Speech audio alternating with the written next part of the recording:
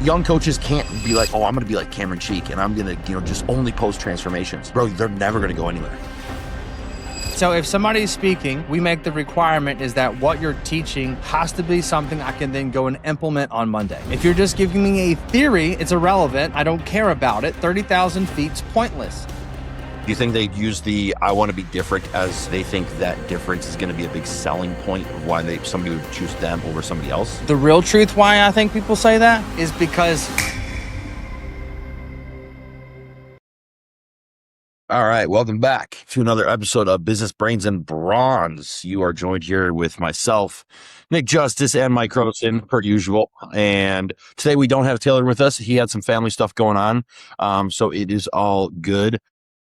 But yeah, I mean, I feel like to start this podcast off, it only kind of feels right to start off with an event that I'm going to be attending, myself and Cameron Cheek. And that is the Real Coaches Summit. And Mike, this is something that you ran last year, right? Yes, we ran 2 last year, one in January, one in October. Yes. And then we're basically doing it again this October as well. Yeah, so I'm excited for it, dude.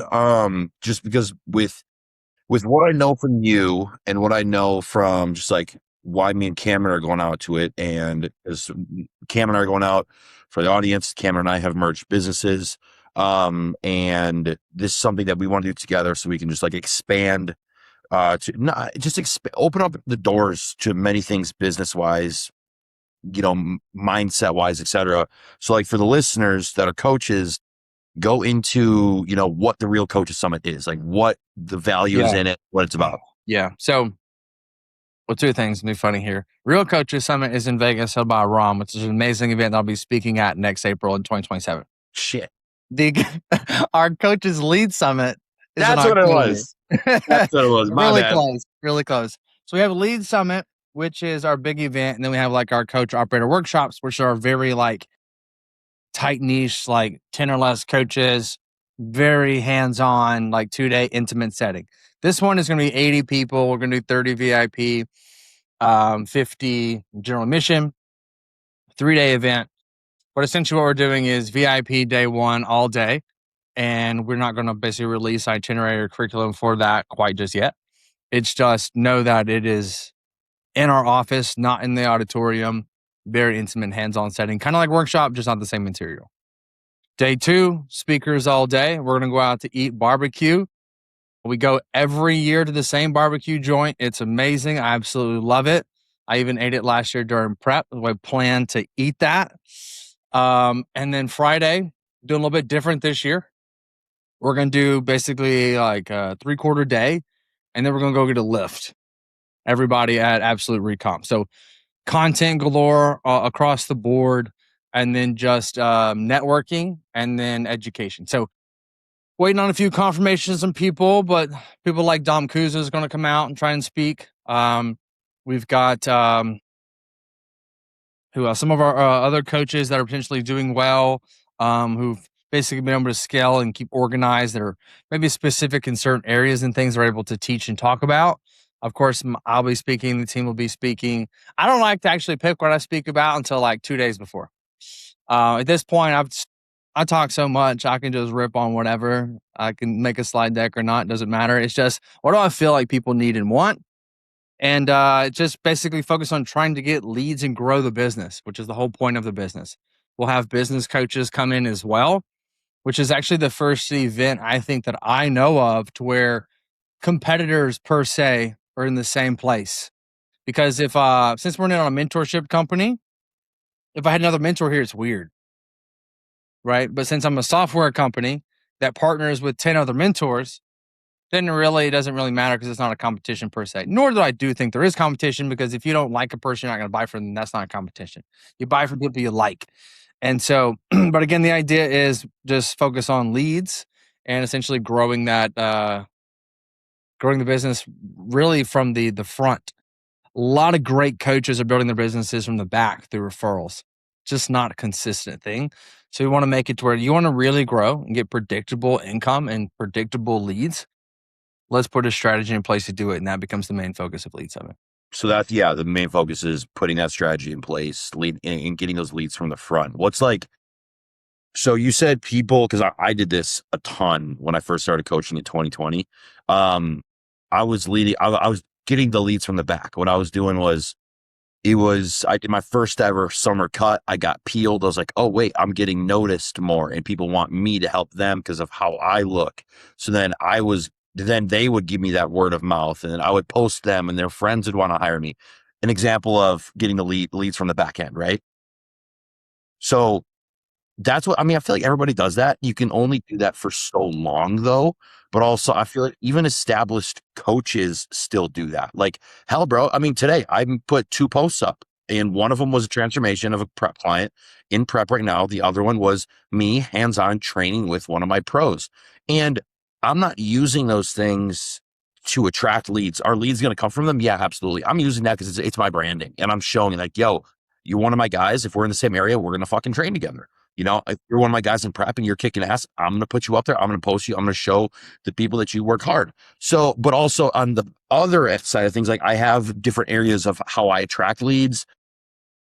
That's going to open up the summit's going to open up so many doors for me as well. Like even for somebody have you ever been to something like this before? No, not at all. Okay. So let me make some very big differences between what we do and what a lot of the people do. Yes, because I know like what some people do, like B Mark, they do their summit type things, but that's completely different. Yeah. Yeah. So I haven't been to his, so I can't speak on his, but there are a lot of events that I have been to that are a lot of hoorah, hype up, go, go, go, zero tactics. You need to post on YouTube. Okay, thanks. I already knew that. How? So like we want to basically give tactical information. And so if somebody's speaking, we make the requirement is that what you're teaching has to be something I can then go and implement on Monday. If you're just giving me a theory, it's irrelevant. I don't care about it. 30,000 feet's pointless. We as coaches are in the weeds. We are like feet on the ground, troops in it. I need something I can go and immediately do. And so I'll probably end up speaking on ads, for example, at the VIP section. And when I speak on ads, it's like, you're going to do this exact thing. And people ask questions like, no, do this and then click that and do this and do this. It's like, I want you to take action on it versus, yeah, man, you should be running ads and your budget should be like 10% for retargeting and 90% for outreach. And it's like, what? Yeah, but what do I use and how does it work? And like, there's just so much gap between you should do this and how do I do it that we want to operate on how do I do it and this is why you do it. Oh. So it's a lot less of like there's no one in there that's like how you go to an event and they're like everybody get hyped, stand up, clap your hands. Like, we ain't doing that shit. We're not doing any like, hey, we're gonna chant something. We're gonna get the energy going. Yeah, the energy needs to be based off of like that was a gym. Let me write that down. See, that's good. I like. That's how we operate, and that's how I've always operated. And people's like, yeah, what? Doesn't everybody say that? I had a business group before AR was even a thing called Build Your Legacy, and basically what I would do it was $300 a month. 2 group calls a week. You come in and I educate on a topic. And I had all types of different types of businesses. But I would have 20 different types of businesses show up to a call. And I got somebody that sells t-shirts. One's a trainer. One makes cupcakes and sells online. One's a construction, general contractor, roofer. And it's like, it's so all over the place that I have to talk in like 30,000 foot because the strategy for the gutter company and the strategy for the personal trainer ain't the same. It's business advice, but I shut down the group because I couldn't get narrow enough for me to feel good about what I'm saying. Because I don't want to have to tell this person to send an email like this and then turn around and say this person sent an email like that. It's like, it needs to be very cohesive of like, do this. And so that becomes the point. It's like, we want people to be able to go do this. The operator workshop basically is the same thing, just on a gram. Yeah. Like it's intense. Where so much so that it's an actual curriculum where we're like writing down and you're leaving with like a written plan, right? Now, the Lead Summit, it's not a curriculum per se. It's different speakers speaking on certain topics that they specialize in, right? So I got one friend of mine as a client, Jared Hamilton, absolutely stud. Spoke at a TED Talk in Houston earlier this year, and he is an amazing copywriter and amazing customer journey expert for his clients. Example, a group coaching model. Okay, doesn't call it group coaching, but it's a group coaching model, charges $500 a month, and has had one person quit for the last 100 people that have joined. Damn. We know how to coach and speak to the pain points and problems. And so like he'll come up and speak on like how you speak to your client to get them to go, how did you know that? Like, I need you to feel what you're reading, not just see it. I talk about when like when you create content, I need you to feel the content, not just hear the content. So what he's able to do is send out emails that are so dialed to his ideal audience, which people who basically struggle with like food trauma at a young age and food noise and all that stuff, that have spent thousands of dollars trying to fix it, when really it's the psychology with food that becomes the issue for those people. That the husbands would email him and go, "Are you having an affair with my wife? How do you know all these things about her?" And it's the same email that went out to 2,000 women. No way. That's True great. story. But it's because we get so specific on the pain points and issues. And so it's like, those are the things that when we talk about ever niching down, bodybuilding is still very broad. But who hires James Atlas? Chicks. He's niched within the niche, which is why he's the guy. Yep. Right? Like if you're wanting to essentially do open and you got some talent, like Hani's probably the guy. Yeah. Like there's like those just sectors of like, these are the guys for that. Right. And it's like those guys that get people to come to them.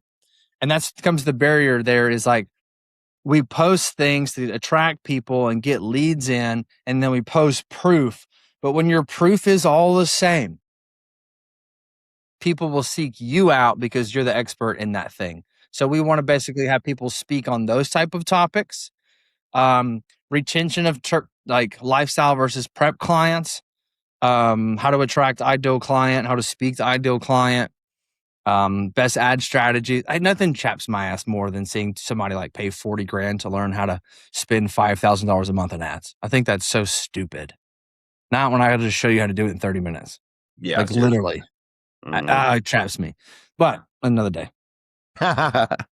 Yeah, dude, it's gonna be a blast, man. And it's like, I think when it comes to niching down, I feel like people are always waiting to niche down, you know. And I was speaking with somebody, or I think it was just a reel that I posted the other day that my videographer clipped for me, and it was like, nothing's ever going to be ideal in life, so why do you expect your bodybuilding and your fitness and your coaching journey to be ideal? And I think people are waiting for that ideal time to niche down, or they just don't know what to niche down to. But then again, there's always those coaches, like, I mean, when I was in that, 2K per month to 5 to 8K per month range, I was coaching everybody. Yeah. But everybody starts there. It's the personal trainer trap. Exactly. The personal trainer trains everybody, and then they go online training everybody. The problem is you can't speak to everybody. Everybody hears you, but I can't. We truly can't speak to them. You know what I mean? And so that becomes the issue. Yep, 100%. And you can coach everybody for a certain period of time, but if you can't depend on that to scale. You can't. And I think this is a huge, like, what's the like age range usually the people that come to the summit? Like, is it 20 to 30, 25 plus? Dude, I would probably say like 25, 35. Not bad. It's solid, right? We don't get a lot of youngsters. I'm just not that influencer TikTok guy. love Jay Lane, but like he's got a younger audience style because that's how he made himself through social versus like I made a business and then I'm trying to do social afterwards. Yep. So it's like just have a different audience. I don't have that influencer-esque. I mean, I would say I got gray in my beard, but I dyed it. I mean, if you got to dye my beard, I'm not getting somebody 22 to show up to my event. No, that makes sense. That makes sense. I'm hoping to be there and say, yeah, man, I got a Masters Pro card. Hey, pro card's a pro card, baby. It is, and we're going for it. So hell yeah, it's man. gonna go right there. Ooh, that's a perfect spot for it. I know, right? It'd be kind of cool. That'd be sick. I need to put our me and Baker at acquisition.com right there. Ooh. Then yeah, side by side. I gotta figure out what I gotta put by mine back here. I literally just found this thing. Okay, you see the clear frame around it? It's taped on the wall right now because I just found like the floating frame screws. Yeah. So it's taped on the wall, which is why it's so uneven. But I got to figure out something to go back here. You know, I'm not the type of coach to hang up other people's pro cards on my wall. I've been given pro cards in the past. So no. Like that's your pro card. Don't give that to me. You know what I'm saying? Well, I'll tell you what I suggest for coaches that have pro cards from the clients. Open up Canva, design that thing, go to FedEx and print it. Because I can tell you right now, if I had 5 pro cards from people, can you name me a better marketing material? Why are not all your pen posts people you turn pro? But would it look cliche if I had 9 pro cards up here? So I would probably do it in a format to where it's like something like this.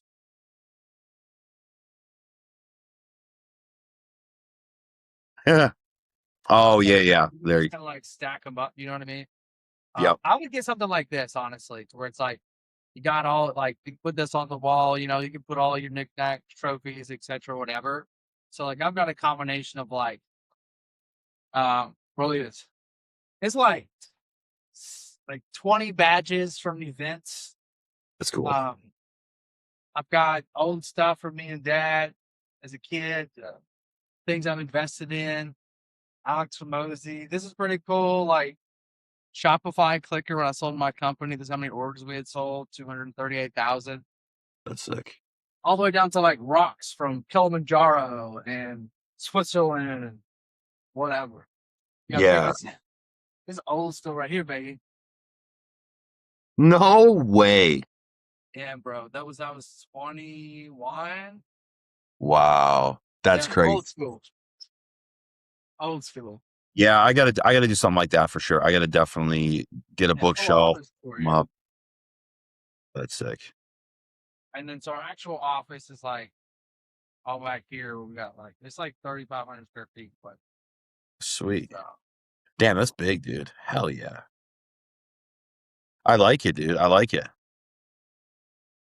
Yeah, I'll figure something out because I think 9 pro cards on a wall just hanging there would look awkward and weird.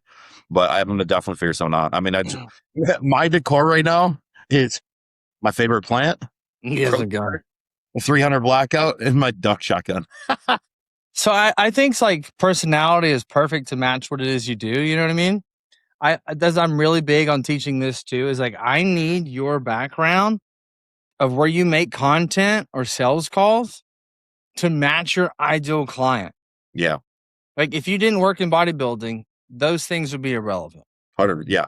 And if you worked with people who pushed pencils for a living, white collar, they wouldn't care about the guns or anything else, right?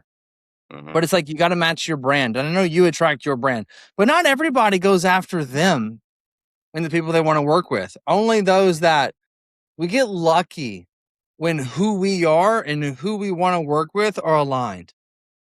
Yes. Right? Like that's just because like for me, for example, like I work with coaches. I don't work with other agency owners. So it's technically not a peer per se. And so it's like, and I'm like big fitness, right? But it's like, if I had trophies back here from bodybuilding, like, do people that are not bodybuilders really care? No. Yeah. So for me, it's like, what does everybody actually care about? Yeah, I talk to typically making more money. Well, what makes more money than like corner office? Yeah, true. So that's why I have that showing versus like Alex Hormozy books and some badges, because I feel like this gives it more umph of just perceived value than something basic, right? But if I worked with like medical field, like nurses or people like that, I would have like a white coat hung up in the corner. I'd have my degrees on the wall. I'd have a skeleton right here, because it just embodies that environment to match. Yeah. Because if you had a black wall behind you and you had Slipknot thing over on the side, and it's like, but they work in a bright white blue office and everything you're posting is like black. And it's like, doesn't really match the vibe of who they are, probably, right? Now, are there nurses that are, let's just say, goth? Of course. But I'd probably be better off trying to pick a different niche, being that those usually probably don't align. So I think it's more about alignment with your ICA. And so making your background match who you are and all the stuff that you love, I don't think you can go wrong with it. No, for sure. I agree. Yeah, and honestly, it's like, I don't even think of, because like I don't really do much content from my office anymore, besides if I'm just doing a talking head video, you know, and I literally lean my phone against my monitor and I'm just talking to it. But yeah, like the other office in my old house, you know, it was that black background, it had the LED lights, it was clean. Because I just like organization. But I literally just have these things here is because, okay, home defense rifle.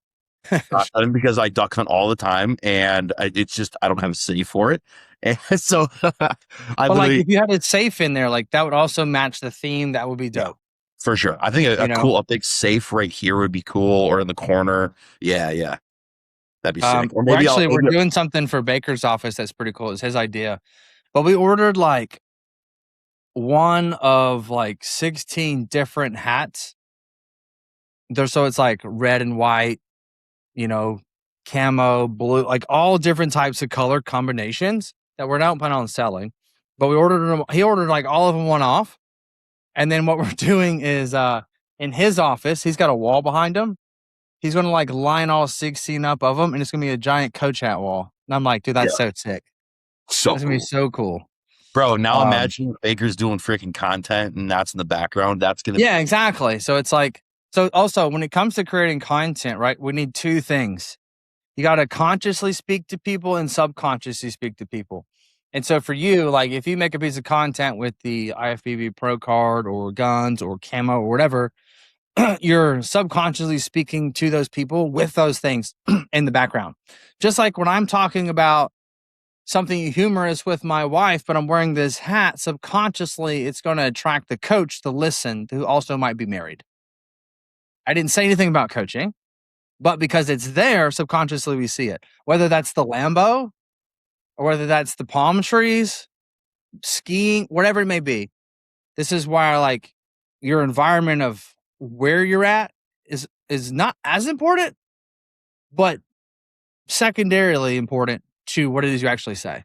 Well, dude, I agree with that a ton, because I've always been good about just like separating a lot of my personal life from social media. And I like doing that. Like, I don't like putting on social media when I'm hanging out with family, or every date night that I post that I'm with my girlfriend. Like, her and I went fishing yesterday and nobody knows. Like, and I like that. Like, you know, but this year, just randomly, because I was like, oh, you know what? Something that I want to share is like, you know what? I'm building my old/new truck, you know, building the dually and working on my duck boat.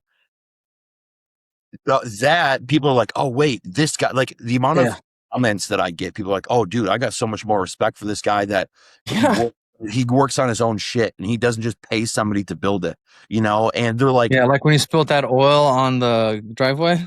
Dude, bro, do you want to know what's funny? If I turn my camera around right now, there's like 3 oil stains on my concrete, and they're actually fading. They're fading because I'll take my my Blackstone surface degreaser, and I've done it 3 times so far, and I'll spray it, scrub it, and I'll take my pressure washer and I'll pressure wash it. It's not going to go away completely, but my next step is I'm going to take a blowtorch and I'm just going to burn it. Yeah. But anyway, what I was getting at was like, just the fact that people or new followers or current followers are like, oh, Nick's a coach.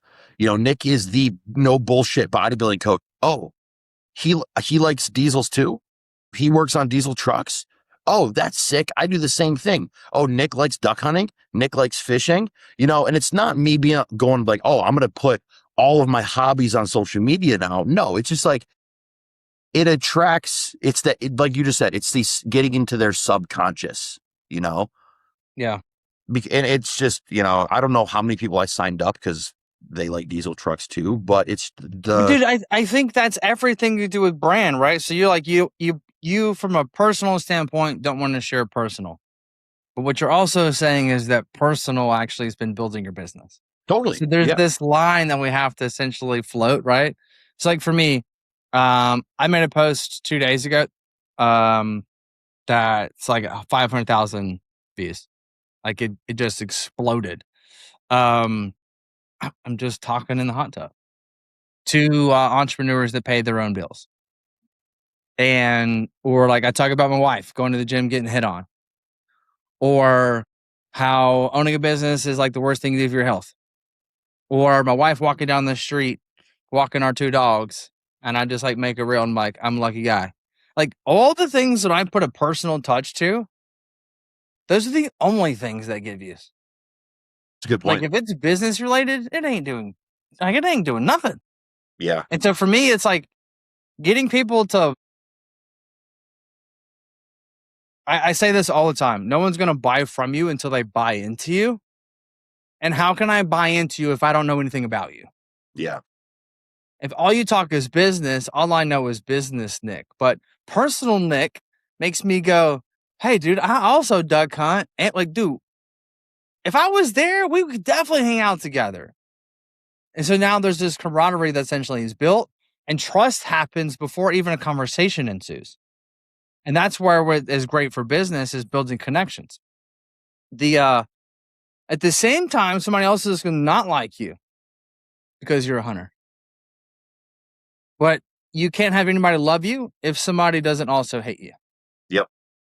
And so you have to not worry about offending people. It's like focus on the 97% of people that love you and forget about the 3% that hate you because they're not going to buy your stuff anyway.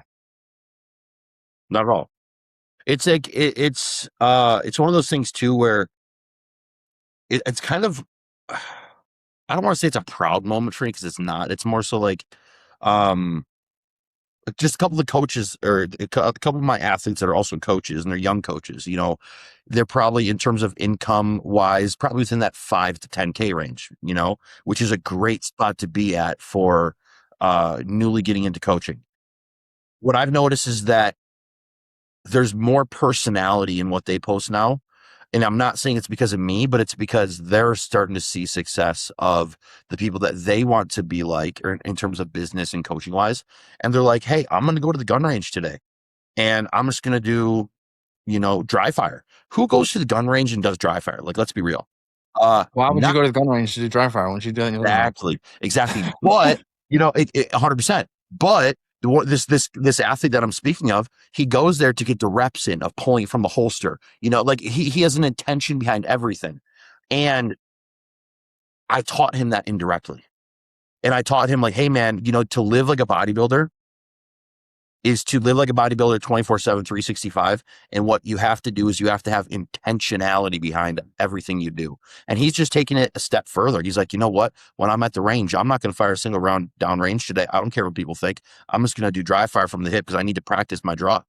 And I'm like, damn, like unintentionally fed into him of like just how to put intention behind something, and it carries over to his training, bro. Like he told me the other day, he just came up to me, he's like, hey dude, I've been feeling so good in my training lately because every single rep I do what you told me this years ago, put intention behind every single rep, and what he does when he's training now, and this is it's not for me, it's not for everybody, is he'll speak to himself out loud as he trains, like certain, what words would they be, like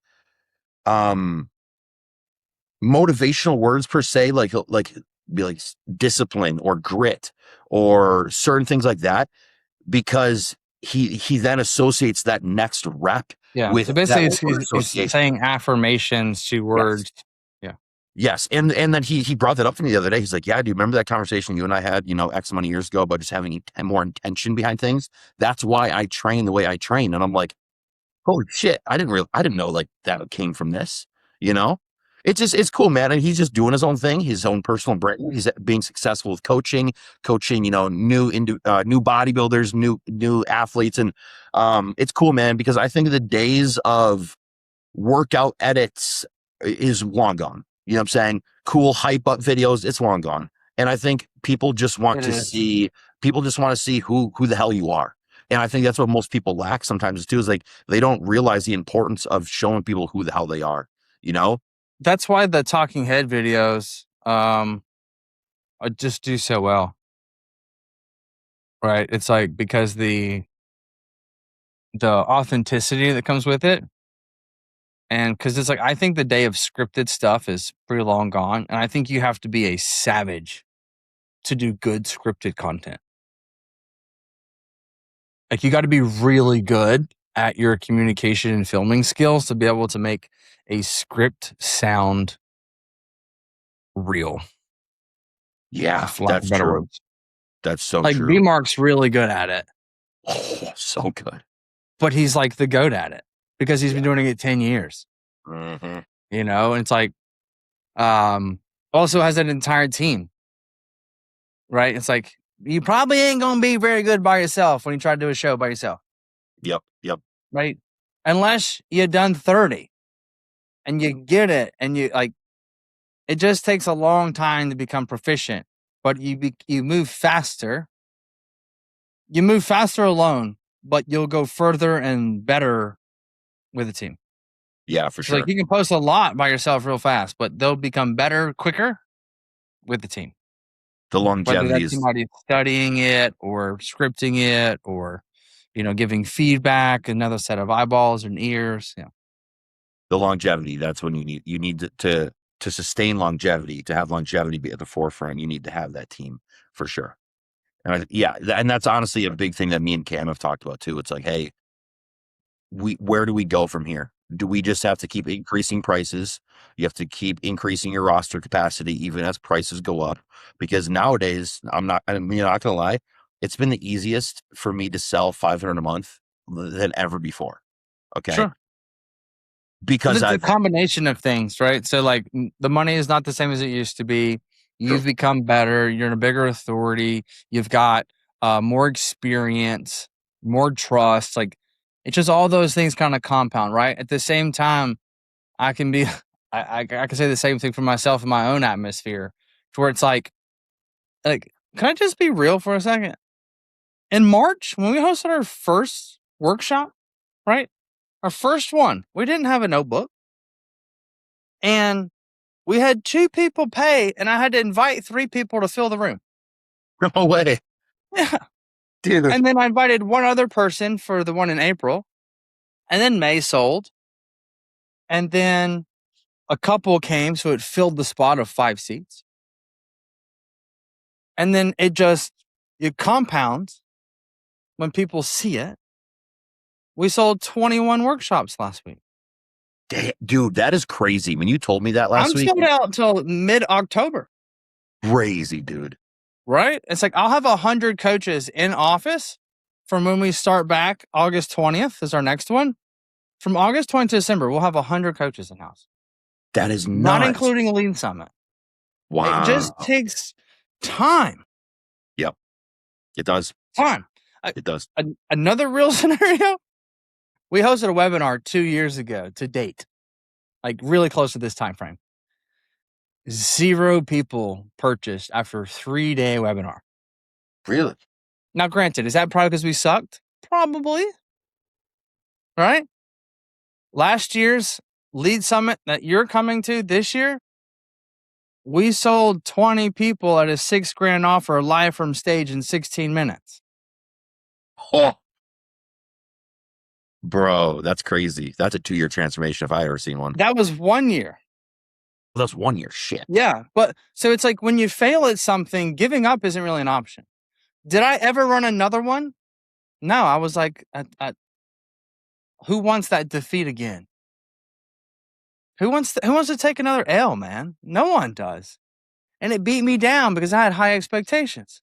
Well, that's your Yep. first problem. High expectations. But within that, with Goals. transformation, how much dialing in of your team and elevating of your team did you guys do to get to where you're about to be from Tons. now until October? Exactly. So what happened was, and this is the real truth of it, is that Alex Hormozy launched a webinar or his book launch, and he did $100 million in 3 days. Okay, he got $6,000 from me, and I watched and studied everything that he did, to the marketing, to the pitch, to the upsell, to like everything. I like dissected it, like frame by frame by frame by frame. And we built it to match exactly how we did it. But it's like I had to spend the $6,000 to see it so that I could then replicate it. Then we go out to a workshop. Now, this is the funny part. You ready? This is how when things align that you don't intend to align happen for you. It's like, for example, your client that hires you, they're local, they're talented, you show up, you guys get content together, it gets you a client. That wasn't the purpose, but that happened, right? And now everybody wants to come out, which turns into then content. And all of a sudden, boom, it's an acquisition channel. Yep. We put part of our offer was you'll get a private 1 day in our office if you signed up for Check-ins Pro live at the event, where we would do a 1 day with you for free. And everybody was like, well, that's worth the money right there. Yep. So they essentially purchased. And then they all came out. Well, we also simultaneously had already bought a workshop to go to Alex Hormozy's workshop. It was $5,000 a piece. It was 3 of us. Ended up being like a $20,000 3-day in Vegas. I watched how they operated the workshop. I heard them, and I also watched them. I got more out of watching than I did from listening. We came back. We're having all these one-on-ones in person now. I had 50 coaches come in-house, essentially for free, because they paid me in October for a software. I gave this away. 50 coaches in Q1. Every Tuesday and Thursday was taken. Then we had people asking, hey, how do I get in one of those one-on-ones? Because we filmed them and created content. I was like, $5,000. And they're like, done, I'm there. I was like, shit. Okay. Sold some. And then it goes, hey, this actually doesn't make sense for us to sell these at $5,000 a piece. Our company on average does more than $5,000 a day. I'm going to shut down the entire office and all of our executive level employees to focus on the $5,000. Like, we're going to make $5,000 regardless whether this person comes in today or not. So it's like, it doesn't make sense financially. So it's like, we got to group it. Let's do like a mini group like we went at the workshop and saw in Vegas. So then we created with 5 coaches. Now we're selling workshops that are 10 coaches. And then we also were like, we saw how it's all working. And it's always like, we have this because I saw somebody else do something from a webinar, and it just so happened to all just fall into place. And all of a sudden, this us now is $1 million channel. Damn, that's sick. We make $1 million off workshops at this point, or like we will in 12 months' time. So I have a follow-up question then for the people listening. So let's think about this. Like you use the example of Alex Hormozy. When he did his book launch, you freaking studied every single step. You studied the ins, the outs, the whys, the why nots, all these things. Okay. That right there is like, because you're able to translate that to your craft, to what you are already, what you're already mastering. Okay. Why can't, or should, not even why can't, should coaches do that with other coaches? Should younger coaches or not as established coaches yet do that to, yeah. Okay. Here's the thing. Why is somebody going to reinvent the wheel? You know what irks me more than anything is when a coach comes to me and said, yeah, but I want to be different. you magically got something different than macros? Like, it's X's and O's. Why are you trying to make Y's? Like, it's calories in, calories out. Why are you trying to be? I want to be different. I'm like, what you don't want to be is bad, which is why you haven't done anything. Do you think they use the I want to be different as they think that difference is going to be a big selling point of why somebody would choose them over somebody else? The real truth why I think people say that is because they have to then do something that they're not an expert in, period. They look bad doing it, so they do nothing at all. You go from being an expert coach, and then it's like, hey, I need you to do talking head reels. And then they feel stupid. And so it's like, well, I don't want to make talking head reels because that's what everybody else does. And it's like, no, you feel insecure about it, so you're not going to do anything, and you blame I want to be different is the reason why you won't take action. Because you're going to suck. But when you went to the gym for the first time when you squatted, you also sucked. If you're like me, you still suck.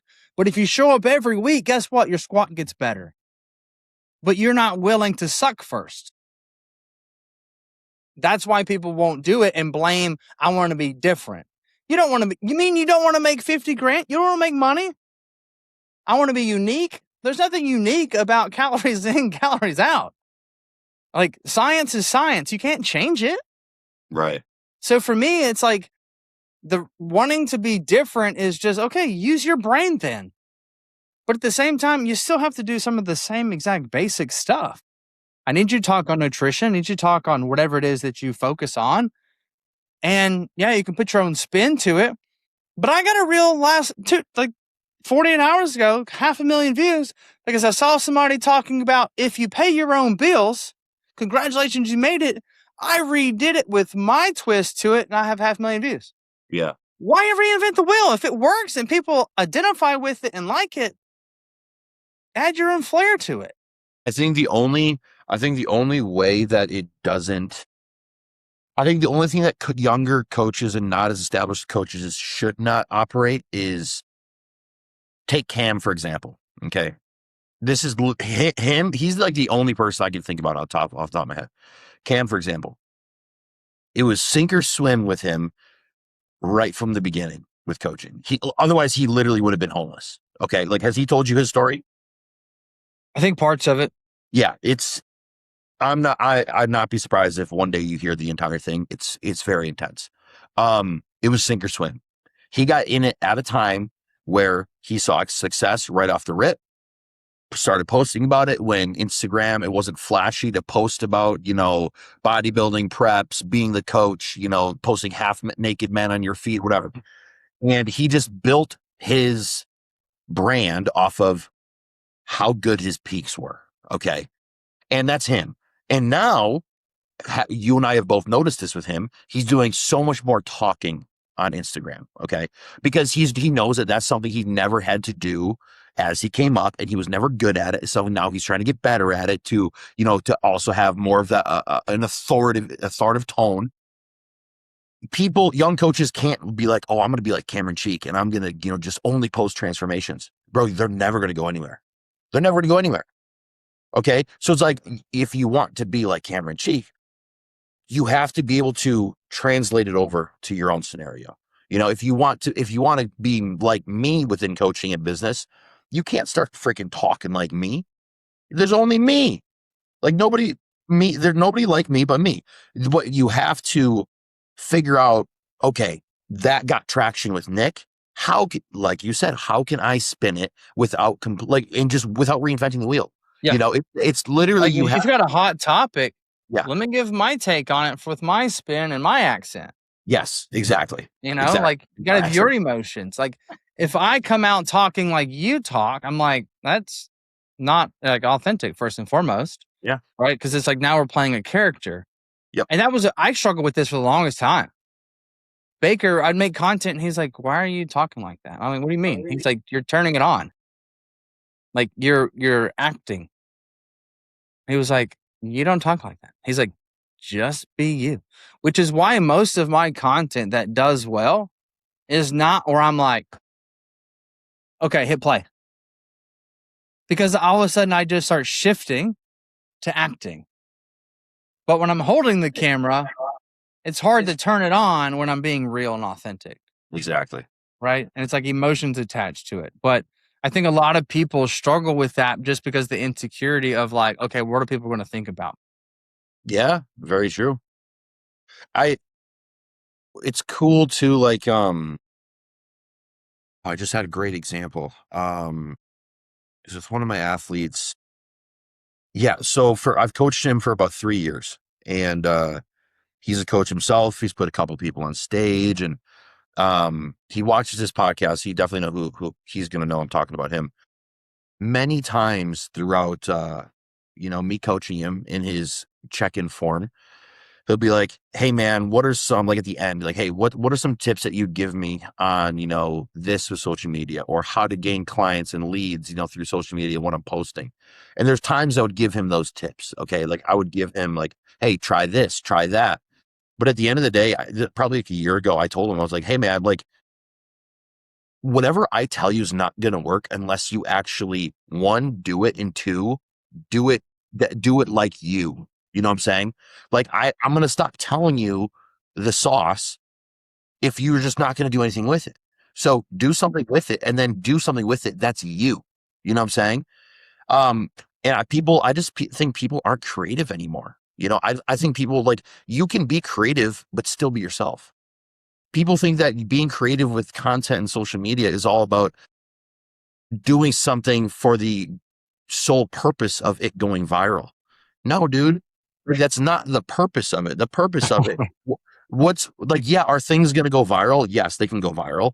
But I've had more clients sign up with me from things that did not go viral because it resonated with them on an individual, subconscious, and conscious level than things that got 1 million+ views Yeah. because I'm chopping a fucking tree down and I'm almost 300 pounds. You know what I'm saying? Like, I There didn't is get nothing, 10 people from that. dude. No one ever signs up off something that goes viral Never. because uh,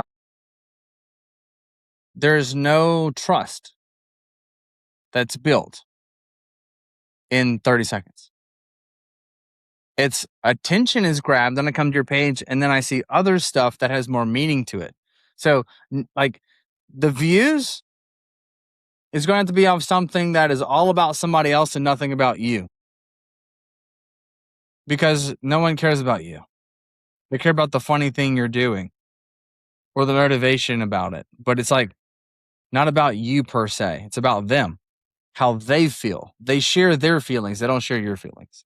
Yeah. And so if you want something to get reshared or reposted, it's like got to make it about their feelings. Not like I had a bad day. Let me talk about it. And it's like no one cares. But like you ever had one of those days where you feel like this, and now it's about them, and they're more inclined to share that. So it's like we got to basically get attention, and then the middle funnel content is like talking about how we can help them fix a thing, and then bottom of funnel is like this is how we do it. This is how I've done it. So it's like you suggestion, I does the selling, you gets the attention. It's a sandwich. You got the bread and then the middle. Yeah, 100%, dude. That's a great way of putting it.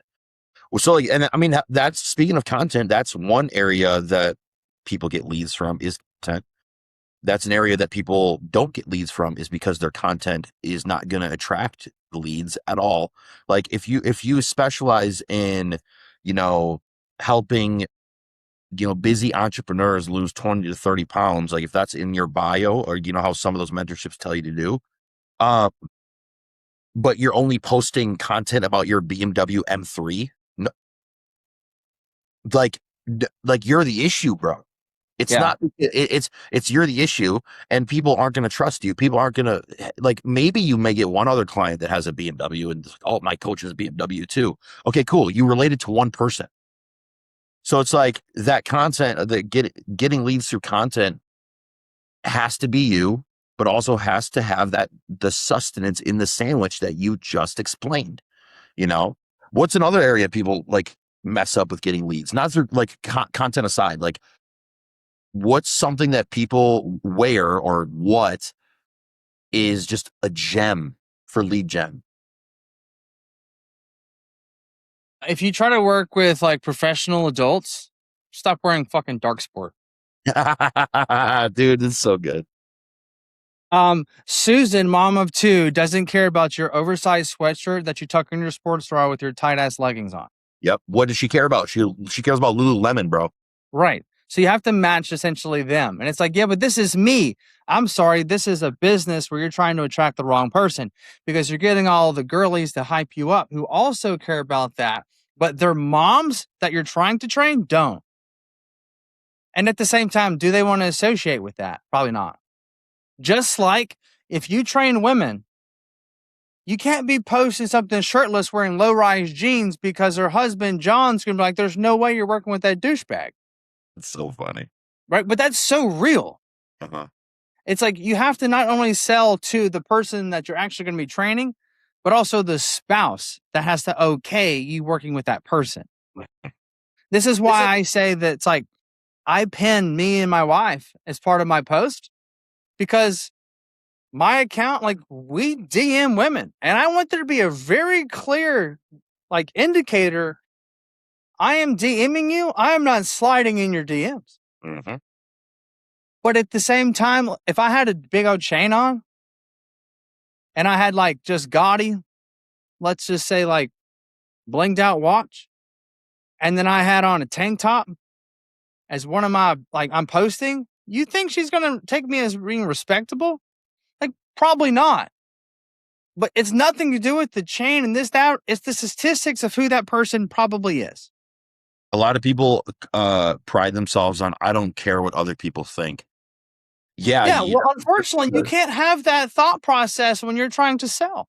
Exactly. 100%. Unless you only want to attract those people who are just like that. But the truth is those probably are not the people that you're working with. And so here's another great example. You keep posting. I say you. I'll just say this. Girls keep posting like RDLs, but why are we shooting it from a 3/4 back shot angle? Yeah. Right, where we're one seam away from seeing everything. Yep. And it's like, but you train women, but yeah, 98% of your likes are dudes, but yet you keep doing that. And it's like you're attracting all the ideal clients. You're just selling the wrong thing. Yeah. It's like your content is attracting an ideal client, which is why you have a big following and get tons of engagement. But they don't actually care what you have to say. Really, what they want is an OF page. Yeah. But it's like if I'm trying to train women, then I need you to go after the female gaze, not the male gaze. Mm-hmm. And so I think those things are really important as well. Is like we can post and get views and get reach and build an ideal audience. But does the ideal audience buy something that you sell? Right? Like I can post a bunch of stuff, get a ton of gay dudes to start following me. Does that help me sell my product? No. Which means views don't matter. Yep. Followers don't matter. Do they help with authority? Yes. But do they help with sales? No. Very quick example of this from yesterday. I had to film some ads for Hostile. Okay. Now we're trying to push our liquid glycerol a little bit more, just because liquid glycerol is way better than freaking powder glycerol, and we nailed this formula. So because there are people, we have affiliates, we have a hardcore unit, and then we have under contract salary athletes like myself and Ben Chow. Okay. Within our group chat of which is like the salary athletes and the hardcore unit, which is like the one step below being that salaried athlete, we all have this entire group chat so we can build off ideas, whatever. We have a social media guy that is always sending just gems, like, hey guys, this is a list of 30 different content ideas and how you can incorporate Hostile products in your ideas. Like what Hostile does a really good job at with their team, okay, and their just systems is like, hey, we're going to give you some sauce. Like we're giving you ideas. We want you to succeed. We like you take it for what you will, etc. It's like we're not holding a gun to your head. You have to do these ideas, but try it out because we're giving you resources. Okay. So for these glycerol ads, they gave us a resource. Like, hey, there's 3 scripts, and there was multiple different ways of how the scripts could be filmed. This huge, like 10-page PDF that our social media manager sent to all the guys. Okay. So when I'm filming the 3 of my ads yesterday, I did it exactly how I wanted to do it. I read through the scripts though, and I sent it to him, and I'm like, hey man, here's these. They kind of sound like the scripts. They kind of don't. It's my own spin. And he said, no, dude, I didn't want you I didn't want you, Nick, to follow the scripts, because people would have seen that doesn't sound like Nick. Right. That's not Nick. Exactly. Like Nick doesn't do a pump check before workout or after a workout. And he's like, I wanted you to like read it, somehow get creative with it in your mind, because when somebody sees your arms blown up and you're talking about glycerol, they're gonna be like, oh wait, I know that guy. That's Nick. Like, he's huge. Oh, like there's a lot of conviction behind what he says, because that's him. You know what I'm saying? And it just goes back to that scripting. It's like, you have to be you. You have to sound like you. Your content has to project, who you are as a person, but also what you want to come in. Like in those ads, if I took those hostile ads, okay, and I just posted them on my feed, I know that the people that are going to buy glycerol from that ad are going to probably be hardcore bodybuilders, or they're going to be guys that are just getting into bodybuilding because they just love getting a crazy pump, and they're willing to do anything to get that. That's me in a one of my nutshells, me in a small nutshell. I was like, yo, I'm a hardcore bodybuilder and I love the pump and I love training, and let's freaking talk about it. If I posted that ad, I can get 0 sales by not sounding like me, but just to check the box that, hey, I did an ad. You know what I'm saying? Right. Like sometimes people, what I'm trying to get at now, I kind of formulated it. Sometimes people, when it comes to marketing themselves, they treat it too much like checking a box. Okay, I did that. I did that. I did that. Now I'm going to post, and then I'm just going to wait and be hands off and see what happens. And it's too formal. Yeah, no, I agree with that. I think that it's too rigid. Hey, here's the thing about it. When you're as an athlete, right? Somebody's built a social media. I don't need to tell you what to say. I need to tell you what the product is, what the message is we want it to happen, and then you speak to your audience. Because you speaking to your audience, you're going to attract that hardcore bodybuilder, more blue collar style person. And then they're going to give me the exact same thing.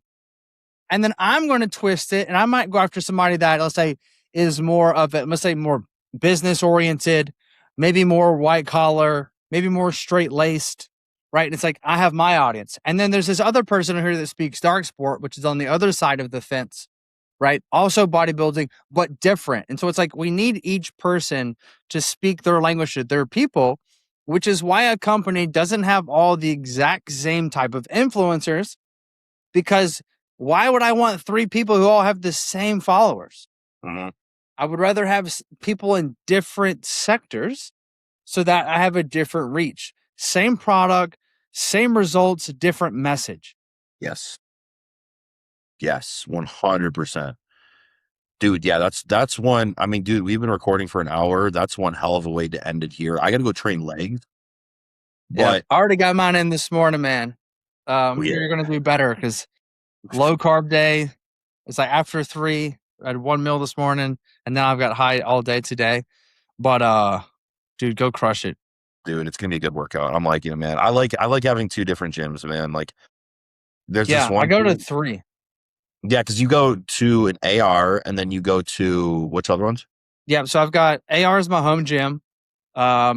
Just depends on what I have going on in the morning, but like 5 days out of the week, I go to AR. And then I have another place that I go to on Wednesdays, which is Model Fitness. It's a very boutique style, but it's all new tech equipment. Very like boutique style. He's got like a whole glute section in there.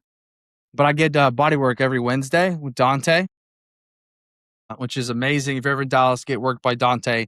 He does like Jordan Hutchinson, Anton, Elias, all the guys. And me, of course. And then I go over to Hidden Gym, which is by Greg McCoy. He used to be the owner of Destination before he sold it. He also had a Metroflex. It is just down by the office. It's like 5 minutes away. good gym, not quite as like elaborate, but definitely go in and crush and do your thing. So depending on what days I'm doing, but now that I'm training versus working out like I did last year per se, I try to go to AR as much as I can. Yeah, for sure, for sure. One of my athletes is down there. He just moved to Dallas and he trains at AR. You'll probably What's run his into name? him. Recognize him. His name's Nate. How do I pronounce the last name? Nate Perello or something like that. But he's getting into coaching, and I'm just trying to. I've been dropping some good gems with him, and Have him trying come to to just. Lead Summit. That's what I was literally Basic just about to. tickets, $300. If he doesn't get value, he must have earplugs in. Yeah, that's very true. And he's in Dallas too, man. And like I'm Yeah, gonna it's try like to. easy peasy, man. Yeah. I don't think there's enough people that respect the local things that people miss out on. They're thinking like, I got to go to California to get value, and it's like, no, you can get a lot real like close, Yeah, very true. especially in a big 100%. city. So, well, So dude, other than that, man, everybody please like, comment, share, subscribe. And this is actually one of my favorite episodes that we've recorded so far, man. There's a lot of gems in this episode. I'm really happy that we still recorded today because we've had some busy weeks. We're hoping that we get Taylor back next week. But he is a busy guy with business, with being a baby, father, yeah. and family stuff. So we totally get it with him, man. Are So you going? You're not going to USA's. You gonna be at you gonna be at the any shows coming up? I'll be at Tampa. Tampa, Texas. Yeah, I'll be at Tampa. Cool. I'll see you in Tampa. Me, Lance, Devo, girlfriend, and then You got a crew. her boyfriend are coming in. We're originally getting into Tampa on Thursday, but I'm gonna try to move our flights to Wednesday because I think Thursday we're gonna try to find a deep sea fishing charter, and go fishing. Yeah, That'd be fun. yeah. I want to When go. do I fly in? I fly in. Uh, I fly in Thursday. I land at 3 or like 2:40, 3 o'clock, something like that. Gotcha. And that'll Cool. be Well, my I'll see. last travel until North Americans. Granted, I will be at the Texas. It's right here, and I will be at RTO as well. Cam's peak week. Mock trial for Mr. Anton, which is going to be nuts. Bro, we got to get him on an episode. Why haven't we had Cam on yet? We haven't had anybody on. Yeah, true. Hell, let's get Cam on. Yeah, I'll be speaking of that for all the coaches that do go to that. But I also will be 10 days out. Yikes. So I was like, I might get up there and pose too. I'll get destroyed, but it'd be good practice. No. That'd be so cool, dude. Well, heck yeah, man. I will see you next week on the See you in 10 podcast. days. And then other than that, man, have a good rest of your week and I'll catch you on the flip side. Cheers. See you, brother. We can make it happen. That would be awesome.